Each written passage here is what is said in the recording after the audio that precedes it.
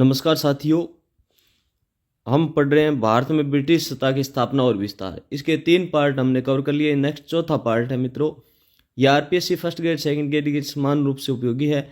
British सत्ता का विस्तार, आर्थिक प्रभाव।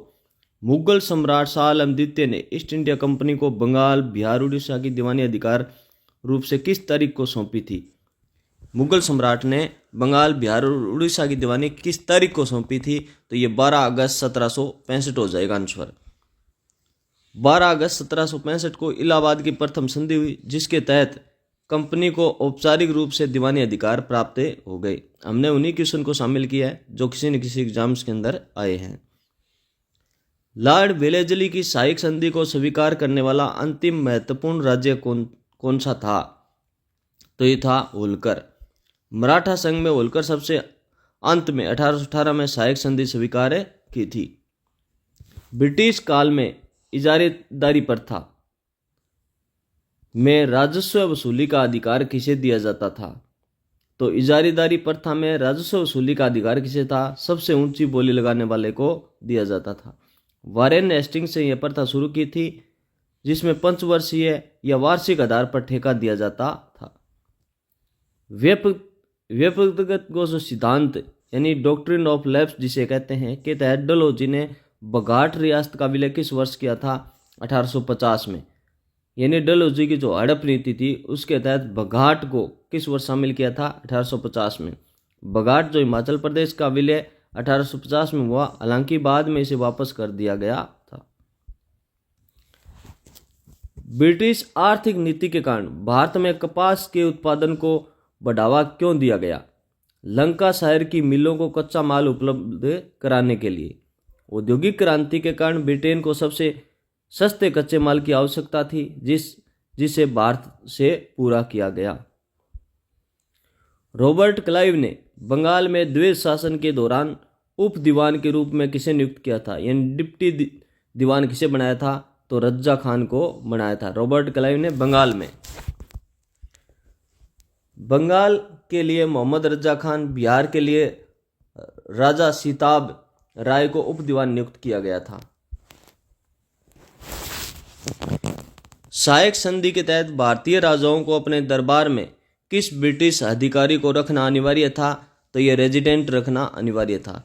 रेजिडेंट का मुख्य कार्य राज्य की गतिविधियों की निगरानी रखना, कंपनी के हितों की रक्षा करना था। स्थायी बंदोबस्त यानी परमानेंट सेटलमेंट के विरुद्ध किस प्रसिद्ध अंग्रेज अधिकारी ने अपनी असहमति दर्ज कराई थी और रेतवाड़ी का समर्थन किया था? तो थॉमस मुनरो ने स्थायी बंदोबस्त की बजाय किसको अच्छा माना था? रेतवाड़ी को। मुनरो का मानना था कि बिचौलियों यानी जमींदारों के बिना सीधे किसानों से राजस्व लेना अधिक न्यायसंगत और लाभदायक है। डलहौजी ने तंजौर और कर्नाटक के नवाबों की कौन सी रियासत समाप्त कर दी थी? राजकीय उपाधियां और पेंशन समाप्त कर दी थी। डलहौजी ने उनके अधिकार को मान्यता देने से मना कर दिया, उनकी पदवी है वो छीन ली थी। 18वीं शताब्दी के उत्तरार्ध में बंगाल से होने वाले निर्यात में सर्वाधिक वृद्धि किस वस्तु की हुई थी? कच्चे रेशम और सोरा की। सोरा का उपयोग यूरोप में बारूद बनाने के लिए बड़े पैमाने पर किया जाता था।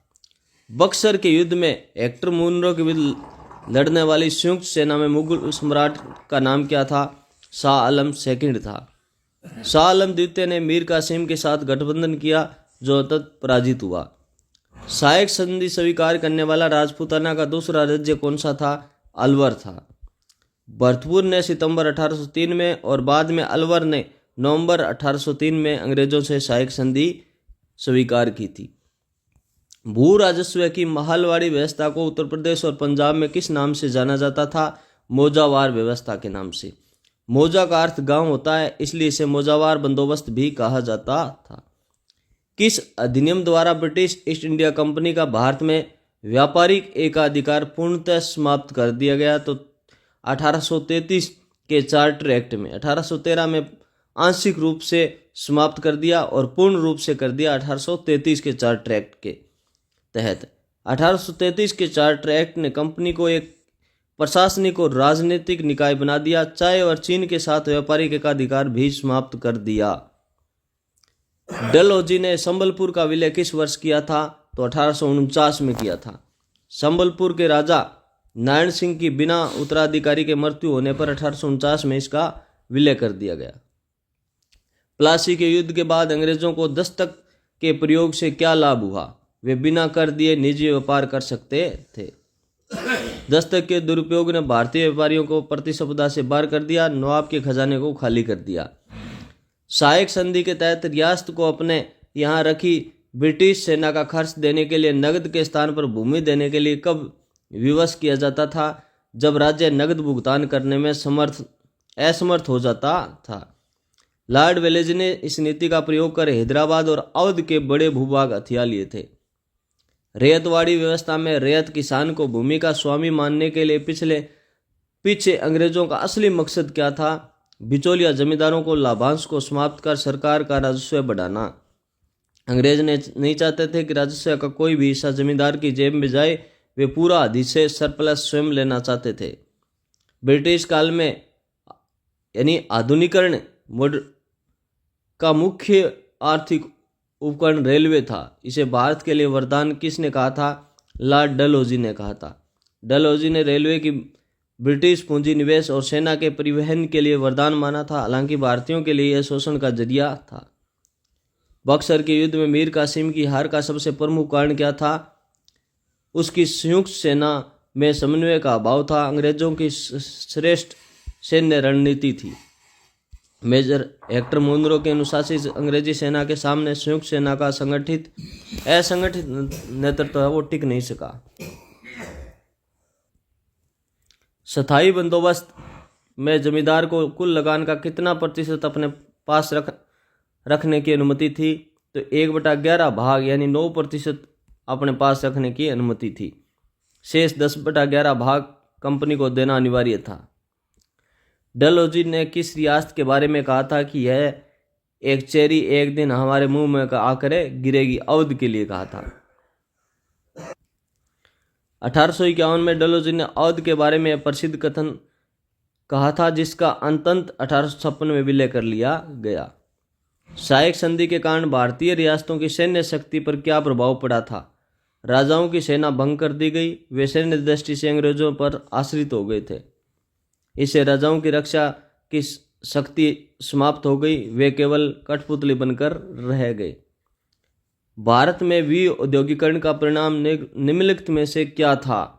कृषि पर जनसंख्या बोझ बढ़ना और ग्रामीण निर्धनता बढ़ना। जब जुलाहे और कारीगर बेरोजगार हुए, गांव की ओर लौटे, जिससे जमीनों पर दबाव बहुत बढ़ गया।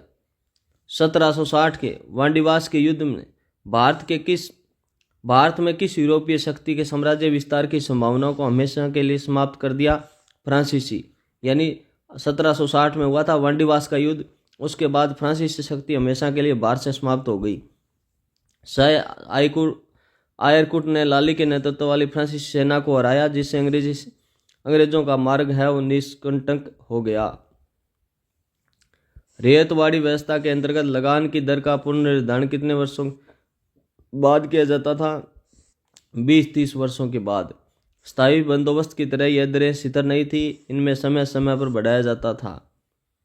सहायक संधि स्वीकार करने वाला अवध का नवाब कौन था? तो शहादत अली खान था। अवध का नवाब कौन था? शहादत अली खान। शहादत अली खान ने दबाव में आकर अपनी आधी रियासत अंग्रेजों को सौंप दी और सहायक संधि की। डलहौजी ने शिक्षा के क्षेत्र में कौन सा महत्वपूर्ण सुधार या दस्तावेज लागू किया था? यह था चार्ल्स वुड 1854 में। इसे भारतीय शिक्षा का मैग्ना कार्टा भी कहा जाता है, जिसने आधुनिक शिक्षा प्रणाली की नींव रखी थी। प्लासी के युद्ध के समय मुगल बादशाह कौन था? आलमगीर सेकंड था। आलमगीर द्वितीय 1754 से 1759 तक मुगल सम्राट थे। किस इतिहासकार ने धन के निष्कासन को एक बाहरी द्वारा भारत का रक्त चूसने के समान बताया है? तो कार्ल मार्क्स ने बताया है। मार्क्स ने अपनी रचनाओं में ब्रिटिश पूंजीवाद द्वारा भारतीय अर्थव्यवस्था के शोषण को अत्यंत आक्रामक तरीके से प्रस्तुत किया है। स्थायी बंदोबस्त मुख्य रूप से किस वर्ग के हितों की रक्षा के लिए लाया गया था? जमींदारों के लिए। अंग्रेजों का एक वफादार जमींदार वर्ग की आवश्यकता थी, जिसे संकट के समय कंपनी का साथ दे सके। डलहौजी ने झांसी का विलय कब किया था? 1853। नवंबर 1853 में राजा गंगाधर राव की मृत्यु के बाद उत्तराधिकार के प्रश्न पर इसका विलय किया। किस युद्ध के बाद रॉबर्ट क्लाइव को बंगाल का गवर्नर नियुक्त किया गया था? तो प्लासी के युद्ध के बाद। 1757 के युद्ध के बाद 1758 में वह पहली बार गवर्नर बना था। मालवाड़ी व्यवस्था के तहत लगान जमा करने की जिम्मेदारी किसकी थी? लंबरदार या गांव का मुखिया की होती थी। लंबरदार पूरे गांव का राजस्व वसूल कर सरकारी खजाने में जमा कराता था। सहायक संधि के तहत भारतीय राज्यों को अपने खर्चों पर जो सेना रखनी पड़ती थी उसे क्या कहा जाता था? सहायक सेना यानी सब्सिडरी फोर्स कहते थे।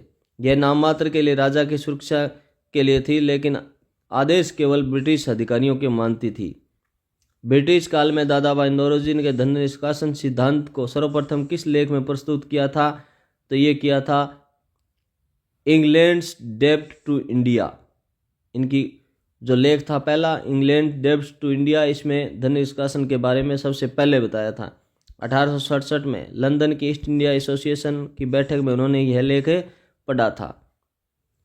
1765 में दीवानी अधिकार मिलने के बाद कंपनी ने राजस्व वसूली के लिए बंगाल को कितने क्षेत्रों में बांटा था? 2 क्षेत्रों में, बंगाल और बिहार के रूप में। मुख्य रूप से बंगाल और बिहार के लिए अलग अलग नायब दीवान नियुक्त किए गए थे। डलहौजी की हड़प नीति का सबसे पहला शिकार कौन सा राज्य था? सतारा था। 1848 में सतारा को सबसे पहले अंग्रेजी राज्य में मिलाया गया। किस युद्ध ने भारत में ब्रिटिश साम्राज्य की वास्तविक नींव रखी थी? तो बक्सर के युद्ध में। प्लासी एक षड्यंत्र था, लेकिन बक्सर एक वास्तविक सैन्य विजय थी जिसने दिल्ली के सम्राट को भी झुका दिया। रेतवाड़ी व्यवस्था भारत के कुल कितने प्रतिशत पर थी? तो यह थी 51% पर। यह सर्वाधिक विस्तृत भूभाग था जो मद्रास बॉम्बे प्रेसिडेंसी में फैली हुई थी। सहायक संधि के कारण राज्यों की विदेश नीति पर क्या प्रभाव पड़ा? उनकी विदेश नीति पूरी तरह अंग्रेजों के अधीन हो गई। राजा बिना अंग्रेजों की अनुमति के किसी अन्य राज्य से न तो युद्ध कर सकता और न ही संधि। ब्रिटिश नीतियों के कारण भारतीय शिल्पकारों के पतन को इतिहास में आर्थिक शोषण का सबसे भीषण दृश्य किसने देखा? विलियम बेंटिंक ने। बेंटिंक ने स्वीकार किया था कि बुनकरों की हड्डियां भारत के मैदान में सफ़ेद हो गए हैं। बक्सर के युद्ध के समय मुगल सम्राट शाह आलम कहाँ का कैदी शरणार्थी था? अवध के नवाब के पास था। वह अपने ही वजीर के डर से दिल्ली छोड़कर अवध में शरण लिए हुए था। स्थायी बंदोबस्त को बंगाल में लागू करने के समय वहाँ के राजस्व बोर्ड का अध्यक्ष कौन था? Sir John Shore. Sir John Shore ने इस व्यवस्था का खाका तैयार किया था। डलहौजी ने नागपुर रियासत का विलय किस वर्ष किया था? 1854 में। राजा राघवजी तृतीय की मृत्यु के बाद नागपुर का विलय 1854 में हुआ था। किस ब्रिटिश अर्थशास्त्री ने कहा था भारत का धन भारत में ही रहना चाहिए? J.S. मिल ने कहा था। मिल जैसे उदारवादियों ने कुछ हद तक भारतीय शोषण की आलोचना की थी। सहायक संधि स्वीकार करने वाले राज्यों का क्रम निम्नलिखित में से कौन सा है? तो सबसे पहले सहायक संधि स्वीकार करने वाला हैदराबाद, मैसूर, तंजौर और अवध। हैदराबाद ने 1798 में सहायक संधि स्वीकार की, मैसूर ने 1799 में, तंजौर ने 1799 में और अवध ने 1801 में। प्लासी के युद्ध में सिराजुद्दौला की हार का तात्कालिक कारण क्या था? मीर जाफर की गद्दारी और सेना का एक बड़ा हिस्सा युद्ध में शामिल नहीं होना। मीर जाफर के नेतृत्व वाली सेना खड़ी रही, उसने युद्ध में भाग ही नहीं लिया। ब्रिटिश काल में मालवाड़ी व्यवस्था के अंतर्गत सरकारी मांग कितनी थी? उपज का 66 से 80%, बाद में इसे 50% कर दिया गया।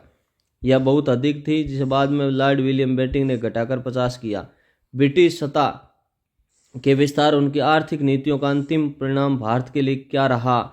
यह भारत एक कृषि प्रधान औपनिवेशिक अर्थव्यवस्था में बदल गया जो ब्रिटेन की जरूरतों को पूरा करती थी।